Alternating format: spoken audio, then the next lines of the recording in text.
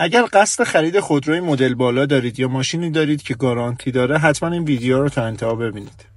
اول از همه ماشینی بگیرید که اگر هم صفر نیست زیر 3 سال یا 60,000 کیلومتر کار کردش باشه. به حرف دلالا و یه سریو گوش ندید که گارانتی به هیچ دردی نمیخوره. یه جا که گیربکس تو مجبور شدی کلا بریزی پایین یا عوض کنی، اونجا میفهمی که گارانتی خیلی هم به درد میخوره.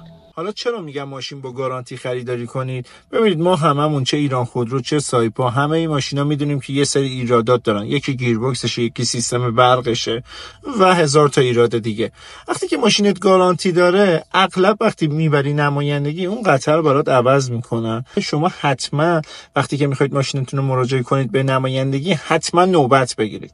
تو موقعی که نوبت میگیرید مشکلات رو کامل و شمرده با توضیح کامل ثبت کنید.